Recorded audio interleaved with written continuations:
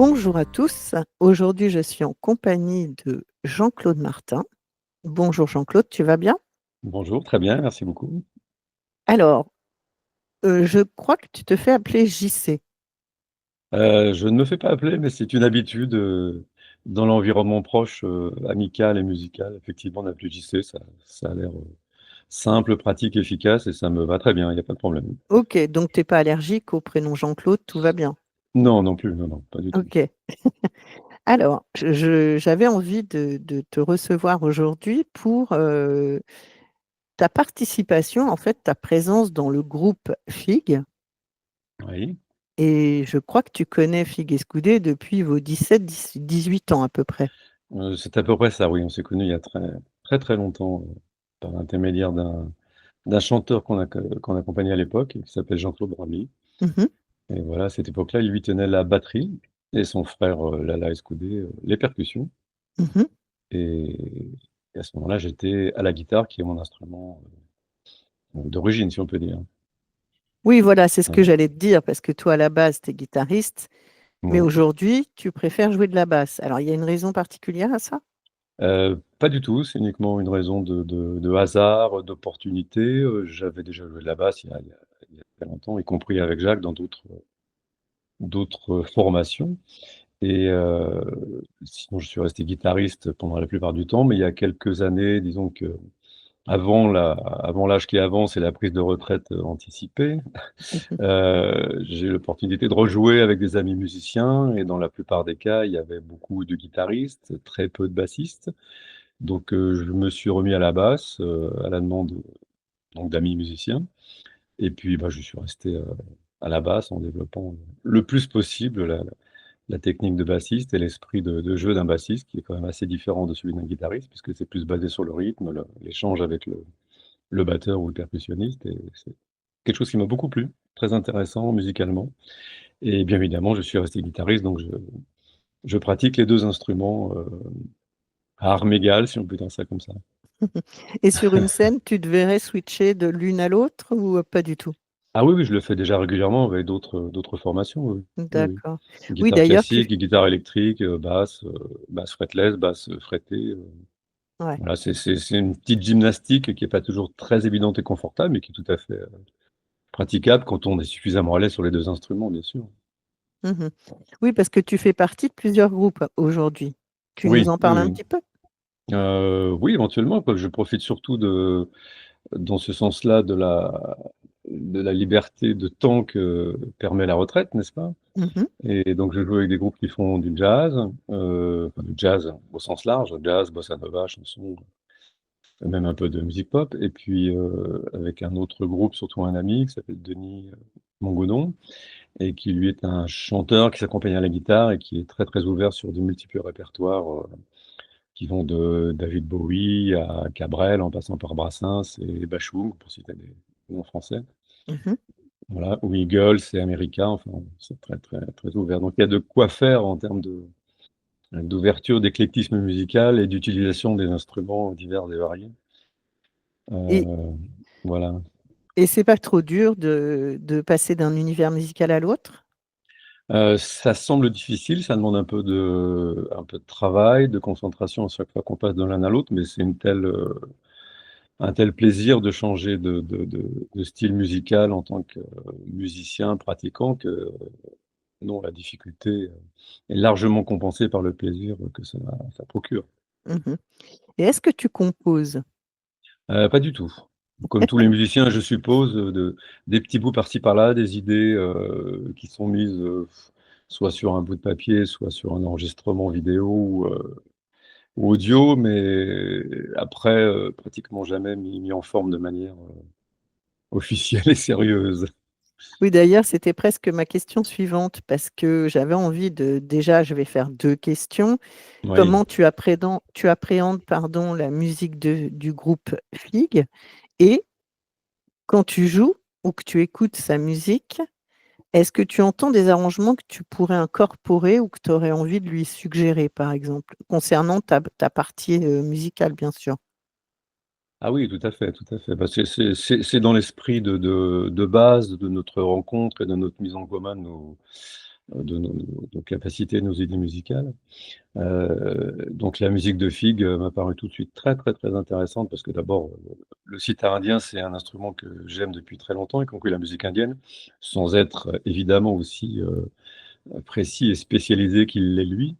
Et j'ai même, il y a assez longtemps quand même, il y a quand même plus d'une trentaine d'années, j'avais déjà acquis, acheté un sitar. Ouais, voilà.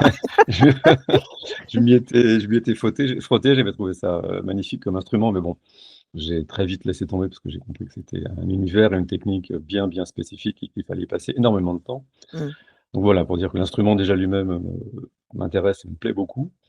Et puis sa musique à lui, avec toutes les influences dont il fait preuve, dont il est capable pour intégrer dans ses compositions, c'est tout à fait intéressant.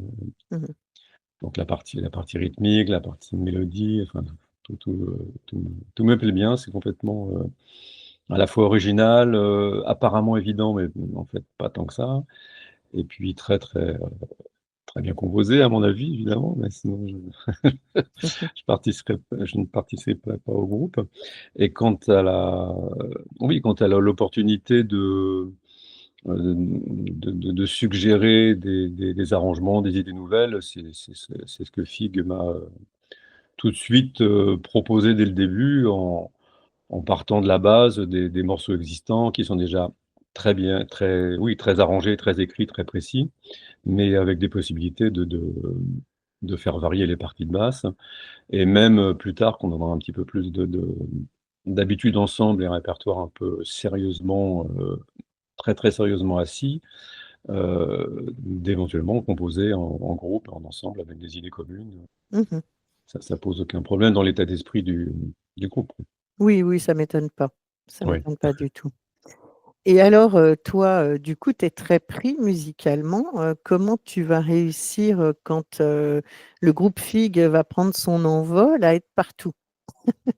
Ah bah, disons que pour l'instant, le problème ne se pose pas trop parce que les gens avec qui je joue sont plutôt, on pourrait dire dans la sphère, d'amateurs. Mmh mh. Donc les activités, les concerts, les participations à des événements sont assez, répartis dans le temps. Disons qu'il n'y a pas, 25 concerts par mois, ni même 15, ni même 10. Donc pour l'instant, ça pose aucun problème. Mais si jamais effectivement il y a l'un des groupes qui prend un envol un peu sérieux, avec, des débouchés et des dates, un peu importantes et nombreuses, plus nombreuses, ben je m'organiserai en fonction sans aucun problème. Oui, enfin, ou alors vous trouverez le Ça sera un ouais, choix plus ou moins difficile, mais bon, tant que l'organisation de l'ensemble des musiciens, je crois que c'est un problème assez classique, un peu chez oui, tous les artistes, tout à fait. qui pratiquent avec plusieurs groupes, plusieurs troupes, plusieurs, bandes d'artistes. Ils arrivent à s'organiser. Quand il faut prendre des décisions, bah, on décide en commun, on prend décision soi-même, de donner la priorité à l'un ou l'autre, hein. Après, avec 365 jours par an, je pense qu'il y a moyen de faire cohabiter, C'est 2 agendas. c'est ce que je pense aussi. En principe, il y a Je pense. pas trop de risques. Oui, oui, ou alors c'est vraiment un coup de malchance, si c'était des dates communes, quoi, mais bon, Oui, voilà, voilà. voilà, Mmh. voilà. Pour l'instant, ce n'est pas arrivé, j'espère que ça arrivera pas ou très peu. Alors, qu'est-ce que tu souhaiterais me raconter, est-ce que tu as des anecdotes amusantes, sur, les différents groupes de musique que tu as pu, côtoyer, des choses cocasses, des choses marrantes? Ouh là, au pied levé comme ça, Ah bah oui, c'est comme c'est ça ici, hein. difficile. Oui, c'est comme ça ici. Ah ben, pour revenir oui, ça me vient à l'esprit complètement par hasard. Pour revenir à l'époque où je jouais donc au tout début avec, Fig, Mmh. et Jean-Claude Bramy, donc le chanteur qu'on accompagnait à l'époque, comment s'appelait le groupe? Ornithorynque, je crois. Oui, tout à fait. Tout à fait. Je me souviens d'un jour en hiver, j'avais, j'avais une petite camionnette, enfin un petit camion rallongé, Ford Transit, qui permettait de transporter à la fois, les humains et les instruments. Et on avait été faire un concert en assez grande banlieue, au début de la province, je sais plus trop où c'était, mais je me souviens que c'était en hiver et au retour le concert s'était bien passé, c'était très sympathique. Il y avait pas un monde fou en tant que public, mais c'était un public, généreux et accueillant. Donc ça s'est très bien passé et au retour, au moment de démarrer le camion avec, tout le monde à l'intérieur, les instruments et les musiciens. Il y avait une très grande porte coulissante sur le côté, comme souvent sur les camionnettes de technique ou de livraison. On ferme la porte et la porte, retombe directement par terre, nous reste aux pieds.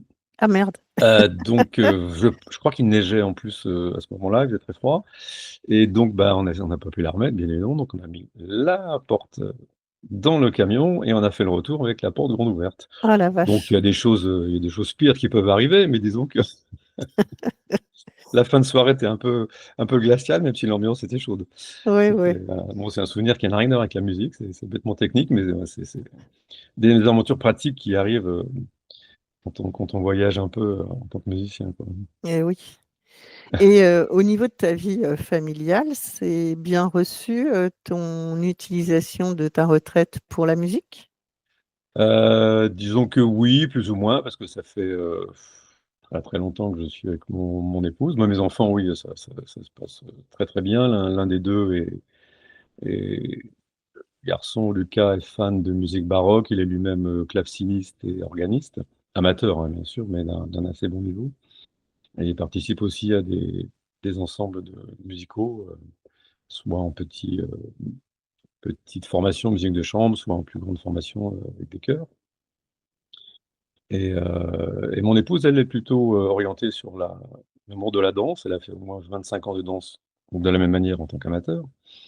Et voilà, disons que la musique que je pratique, ça fait une quarantaine d'années qu'elle la supporte, subit ou apprécie, suivant les moments, les époques et les styles et les circonstances.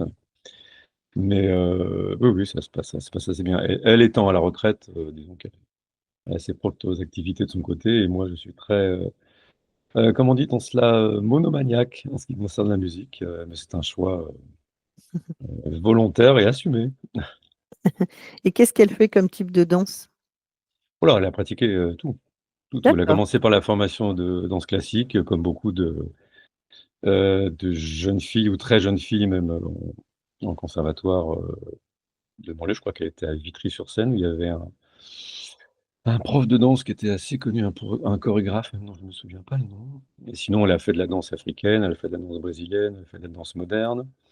Elle a même fait des stages avec des formations de bebop, Mmh mh. et voilà, elle a même réussi à m'entraîner à faire un peu de danse moi-même, alors tu imagines, je me vois très bien encore en collant, en collant moule en noir, en train de me trémousser devant un miroir avec, 15 ou 40 autres personnes. Tout à fait nul au début, mais finalement après ça se passait un petit peu mieux, mais ça s'est bien passé dans la mesure où c'était de la danse afro-brésilienne et que j'adorais complètement cette musique et le style. Donc j'ai fait l'effort de rester 2-3 ans quand même dans ces cours. Pour ne pas la nommer, c'était les cours d'Eneida Castro à Paris, au Café de la Danse, Mmh je mh. crois, ouais. Et ton Et fils donc voilà, elle a beaucoup pratiqué, ouais. et ton fils, Oui, il a un groupe, qui porte un nom ou? oui, on appelle ça, le groupe s'appelle l'Ensemble Gabrieli, OK, en France, voilà. Donc je pense qu'il y a plusieurs groupes qui s'appellent Gabrieli, comme c'est un compositeur italien assez connu quand même à son époque et encore aujourd'hui. Et donc il pratique, comment appelle-t-on ça dans la musique baroque? La basse continue. d'accord. Et donc c'est l'accompagnement, ce qu'on appelle l'accompagnement au clavecin ou à l'orgue, heu, des œuvres qui sont jouées par l'orchestre et par les voix. Mmh. Moi d'ailleurs j'ai bien découvert grâce à lui cette manière de l'accompagnement, enfin de la façon de jouer du clavecin ou de l'orgue, à l'époque baroque. On avait juste, une basse qui était écrite, la trame au-dessus des voix, 1re voix, seconde voix et autres, enfin voix ou violon ou autre. Et puis sur pas mal de passages, d'après ce que j'ai compris, l'accompagnateur, donc le clavecin faisait un peu ce qu'il voulait. Mmh mh. Donc d'une certaine manière, comme dans les grilles de jazz, une partie écrite et une partie libre.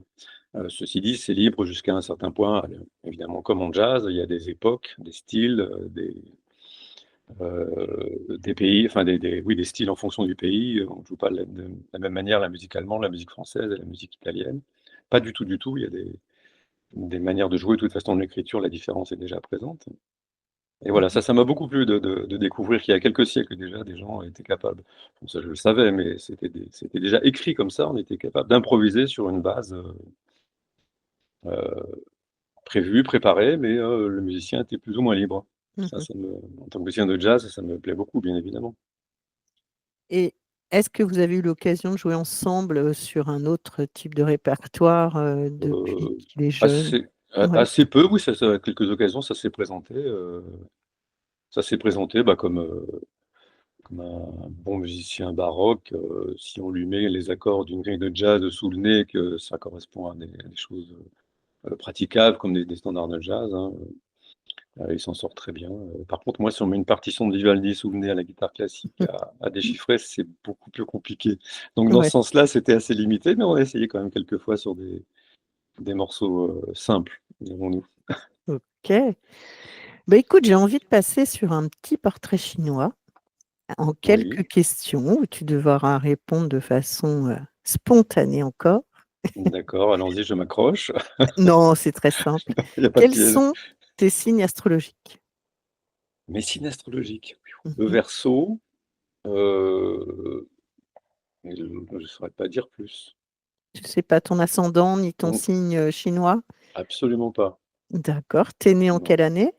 54. D'accord, je chercherai pour connaître ton signe chinois. J'imagine bien. Le mois m'intéresserait. Janvier. D'accord. Et tu es Verseau, donc fin janvier. OK. Fin janvier, le 26 pour être précis, OK, parfait. pour Et pas le ta cacher. couleur préférée? Voilà, un peu comme tout le monde, je crois que c'est la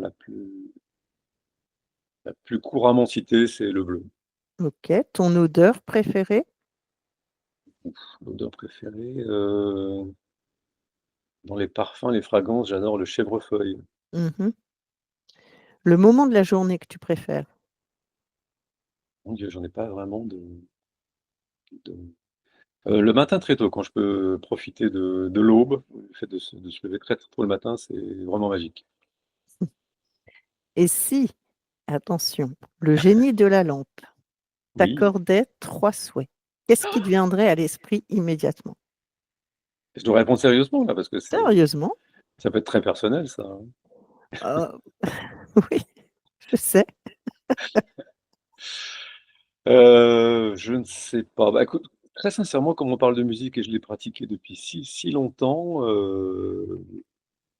ouais, d'avoir eu l'opportunité de faire vraiment que de la musique, d'avoir évidemment pour cela, beaucoup plus travaillé, l'instrument, le solfège et cetera et d'en avoir fait quelque chose, de plus vaste, de plus large, je ne veux pas dire reconnu, mais enfin en tout cas apprécié pour moi-même, dans ma vie personnelle. Ça, c'est quelque chose, c'est une vraie passion, disons. Voilà, le premier souhait.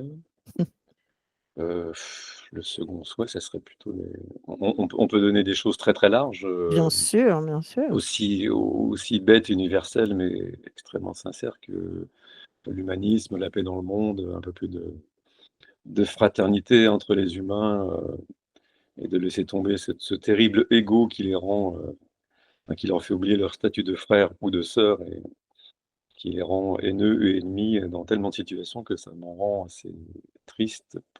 Je dirais pas malade parce qu'on assume quand même les réalités du monde, surtout à mon âge. Mais voilà, ça c'est un des souhaits, je sais pas, humanistes, philosophiques, je sais pas comment on pourrait dire ça. Voilà, sinon, le 3e souhait, mon Dieu,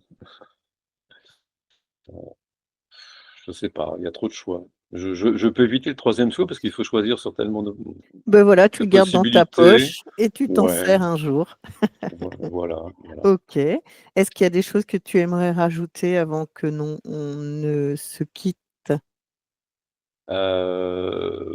Pas particulièrement parce que je pense que ce que j'aurais envie de dire, ça transpire déjà dans ce que j'ai déjà, proposé dans mes réponses, bah, notamment pour le groupe FIG, c'est que il se continue, il se développe parce que depuis les quelques mois où je participe à cette aventure avec, FIG et Lala, ça me plaît beaucoup, ça m'intéresse beaucoup, je suis complètement partant dans les motivations, humaines, amicales et musicales de ce petit ensemble qui grandira, j'espère, un jour Mmh.